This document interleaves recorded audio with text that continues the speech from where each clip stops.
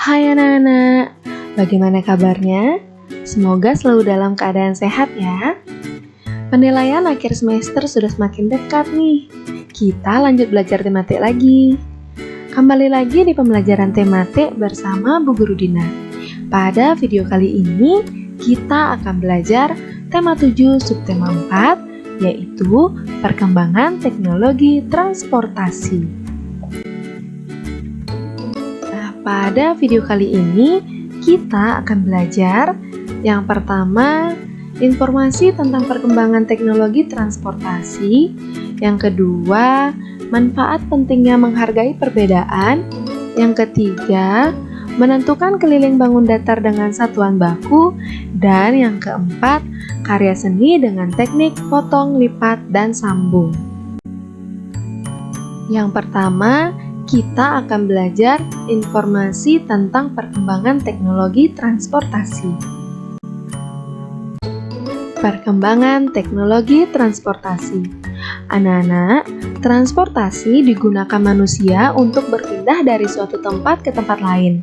Adanya transportasi dapat memudahkan manusia melakukan kegiatan sehari-hari. Oleh karena itu, alat transportasi terus mengalami perkembangan dari masa ke masa. Sekarang kita pelajari perkembangan teknologi transportasi ya. Dahulu, alat transportasi hanya menggunakan peralatan sederhana. Alat transportasi dahulu hanya memanfaatkan tenaga hewan atau manusia untuk menjalankannya. Sebagai contoh, transportasi darat berupa pedati dan delman. Pedati memanfaatkan tenaga kerbau, sedangkan delman memanfaatkan tenaga kuda. Nah, selain itu ada transportasi air berupa perahu dayung berasal dari rakitan bambu yang memanfaatkan tenaga manusia.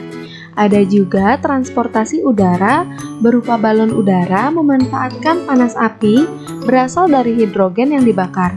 Berbagai alat transportasi tersebut memerlukan waktu tempuh yang cukup lama. Nah, anak-anak, dari alat transportasi sederhana tadi berkembang menjadi alat transportasi modern. Kita mengenal berbagai alat transportasi. Kita membutuhkan alat transportasi untuk berpergian. Alat transportasi dapat mempercepat perjalanan kita. Alat transportasi darat digunakan hampir semua orang. Alat transportasi darat ada yang berjalan di jalan raya dan di atas rel. Mobil dan motor adalah alat transportasi yang berjalan di jalan raya. Kereta adalah alat transportasi yang berjalan di atas rel. Kita menggunakan alat transportasi darat untuk jarak dekat dan jauh. Nah, selain itu ada alat transportasi air. Alat transportasi air digunakan oleh orang yang tinggal di dekat perairan. Alat transportasi air digunakan untuk menyeberang sungai atau laut. Alat transportasi air untuk jarak dekat, misalnya perahu. Untuk jarak jauh, kita bisa menggunakan feri atau kapal. Selain alat transportasi darat dan air, orang juga menggunakan alat transportasi udara untuk jarak jauh. Alat transportasi udara adalah alat transportasi yang paling cepat. Kita dapat tiba di tempat yang jauh dalam waktu singkat. Pesawat terbang adalah contoh alat transportasi udara. Alat transportasi terus berkembang. Sebagian alat transportasi didatangkan dari negara lain. Sebagian lagi hasil karya anak Indonesia. Nah, selain itu kita juga mengenal alat transportasi umum. Banyak orang memiliki alat transportasi pribadi, yaitu alat transportasi yang digunakan untuk diri sendiri. Ada yang memiliki sepeda, motor, dan mobil. Ada juga orang yang tidak memiliki alat transportasi pribadi. Mereka menggunakan alat transportasi umum, yaitu alat transportasi yang dipakai bersama-sama. Ada angkutan kota, bus, dan juga kereta api. Alat transportasi dapat menguntungkan dan merugikan. Alat transportasi memudahkan manusia pergi dari satu tempat ke tempat lain. Namun, alat transportasi yang terlalu banyak di jalan menyebabkan kemacetan. Selain itu, asapnya membuat udara kotor. Kerugian dapat dikurangi dengan menggunakan alat transportasi umum. Alat transportasi umum dapat mengurangi penggunaan alat transportasi pribadi. Oleh karena itu, alat transportasi umum dapat mengurangi kemacetan dan udara kotor. Saat ini, banyak orang di kota mulai menggunakan alat transportasi umum seperti bus dan kereta api. Nah, perlu anak-anak ketahui, selain alat transportasi pribadi dan alat transportasi umum, kita juga mengenal alat transportasi khusus. Beberapa alat transportasi digunakan untuk angkutan sehari-hari. Beberapa alat transportasi digunakan untuk tujuan khusus. Alat transportasi ini digunakan sesuai dengan kebutuhan. Alat transportasi dapat digunakan untuk mengangkut barang. Umumnya, orang mengangkut barang dengan truk. Truk adalah mobil dengan bak besar di belakang. Beras, gula, dan terigu diangkut oleh truk. Pasir dan semen juga diangkut oleh truk. Truk dapat mengangkut bermacam-macam barang. Kapal, kereta api, dan pesawat juga dapat digunakan untuk mengangkut barang. Alat transportasi khusus lainnya yaitu mobil ambulans.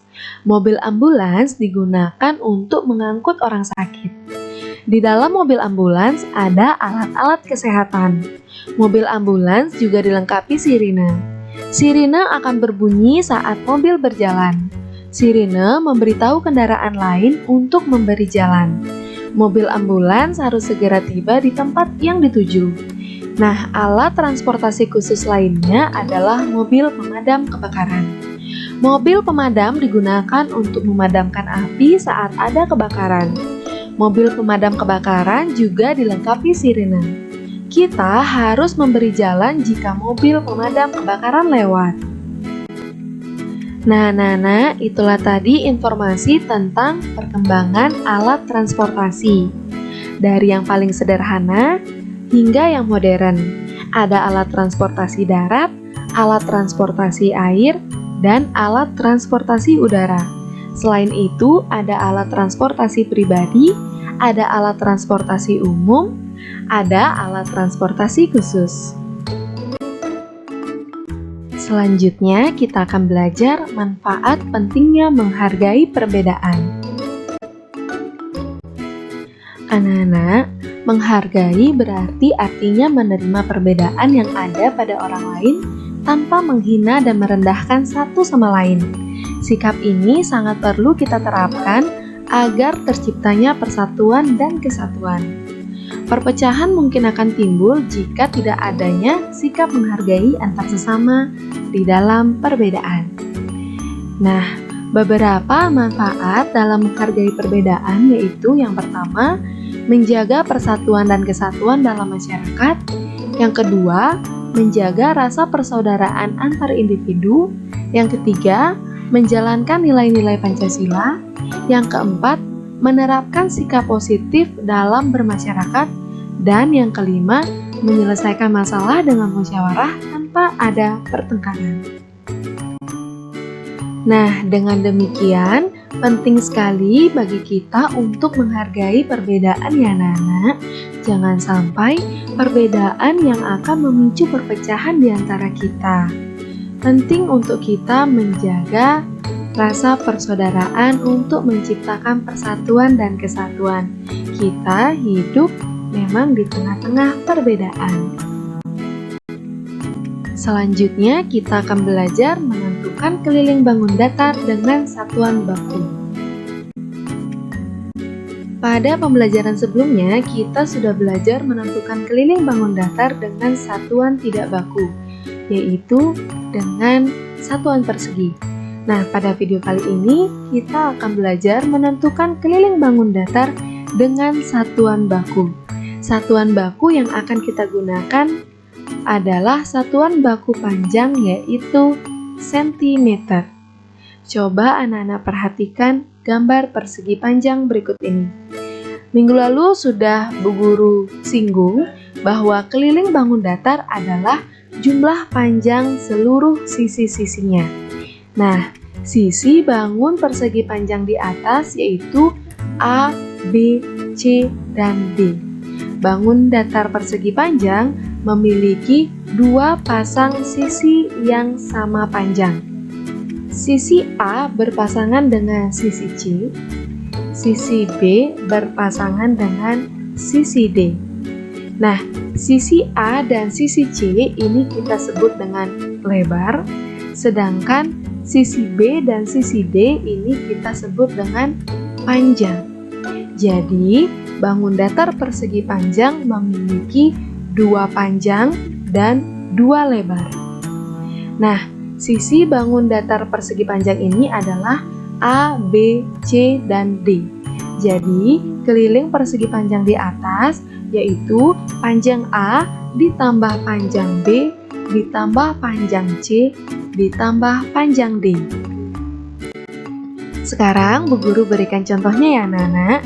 Nah, kita umpamakan bangun datar persegi panjang ini adalah kaca sebuah mobil dengan panjang 20 cm dan lebar 10 cm. Ingat ya anak-anak, persegi panjang memiliki 4 sisi dengan dua pasang sisi yang sama. Artinya memiliki dua panjang dan dua lebar. Di sini tertulis satu sisi panjang dan satu sisi lebar, yang artinya satu sisi panjang dan satu sisi lebar lainnya yaitu sama.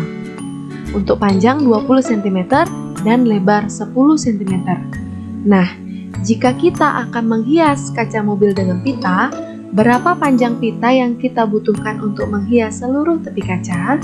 Ingat anak-anak, keliling bangun datar yaitu jumlah dari seluruh panjang sisi-sisinya. Artinya kita harus menjumlahkan seluruh sisi-sisi dari bangun datar persegi panjang ini. Kita jumlahkan 20 cm ditambah 10 cm ditambah 20 cm ditambah 10 cm, hasilnya adalah 60 cm. Jadi, panjang pita yang kita butuhkan adalah 60 cm.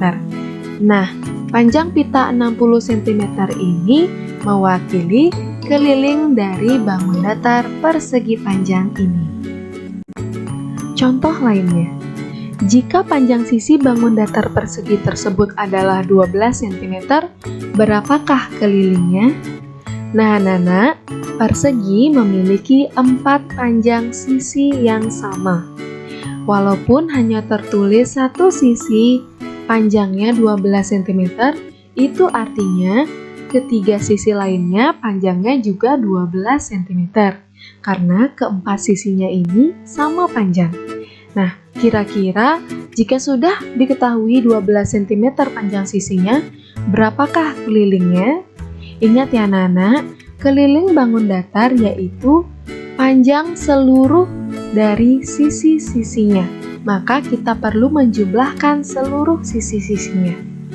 Jika kita jumlahkan menjadi 12 cm ditambah 12 cm ditambah 12 cm ditambah 12 cm, hasilnya adalah 48 cm.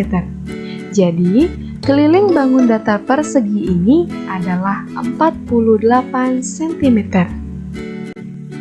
Contoh lainnya, ini adalah bangun datar segi 5 sama sisi, yang artinya memiliki 5 panjang sisi yang sama. Nah, jika panjang sisi bangun datar segi 5 tersebut adalah 6 cm, berapakah kelilingnya? Ingat ya anak-anak, keliling bangun datar yaitu jumlah dari panjang seluruh sisi-sisinya. Berarti kita perlu menjumlahkan seluruh sisi-sisinya ini. Jika kita jumlahkan, hasilnya adalah 30 cm. Jadi, keliling bangun datar segi 5 di atas adalah 30 cm. Nah, sampai di sini semoga anak-anak paham ya. Setelah ini silakan anak-anak melatih diri untuk menentukan keliling bangun datar dengan satuan baku. Selanjutnya kita akan belajar karya seni dengan teknik potong, lipat, dan sambung. Nah, pada kesempatan kali ini, Bu Guru akan memberikan contoh karya seni yang menggunakan teknik potong, lipat, dan sambung yang berkaitan dengan alat transportasi, yaitu mobil-mobilan. Nah, peralatan yang dibutuhkan yaitu pisau, gunting, selotip, lem, kardus bekas, bekas kotak sepatu atau yang seukuran, atau kardus bekas apapun itu, 1 lembar kertas putih polos, penggaris, dan spidol. Nah, langkah-langkah pembuatannya adalah: yang pertama, siapkan peralatan. Yang kedua, selotip dengan rapat bagian kardus yang terpotong. Yang ketiga, buat pola pintu mobil pada bagian samping kanan dan kiri kardus. Lalu langkah yang keempat, potong garis pintu seperti pada gambar. Yang kelima, buat pola kaca depan pada bagian atas kardus. Buat garis sekitar 1 cm dari setiap sisi sehingga membentuk persegi panjang. Potong pada 3 bagian sisi, lalu lipat potongan ke atas sehingga membentuk kaca. Langkah yang keenam, potong kertas putih seukuran persegi panjang pada kaca depan, lalu tempel bagian kaca depan. Yang ketujuh, kelebihan kardus pada bagian belakang dilipat ke dalam sehingga membentuk seperti sandaran kursi mobil. Nah, itulah peralatan dan langkah-langkah membuat karya seni potong, lipat, dan sambung, yaitu mobil-mobilan. Tugas anak-anak sekarang adalah membuat salah satu karya seni dengan teknik potong, lipat, dan sambung dengan tema alat transportasi. Anak-anak bebas membuat apa saja, boleh membuat mobil-mobilan seperti yang Bu Guru jelaskan langkah-langkahnya ini, ataupun membuat alat transportasi lainnya dengan kreativitas anak-anak sendiri. Nah, sampai di sini dulu pembelajaran kita kali ini. Tadi kita sudah belajar informasi tentang perkembangan teknologi transportasi. Kita juga sudah belajar manfaat pentingnya menghargai perbedaan. Kita juga belajar menentukan keliling bangun datar dengan satuan baku, serta kita belajar membuat karya seni dengan teknik potong, lipat, dan sambung, yaitu mobil-mobilan. Semoga video ini bermanfaat untuk anak-anak dan bisa membantu anak-anak dalam menyelesaikan tugas-tugas sekolah. Selamat belajar anak-anak, tetap semangat ya. Jika ada pertanyaan, silakan langsung hubungi Bu Guru Dina. Sampai jumpa pada video kita berikutnya.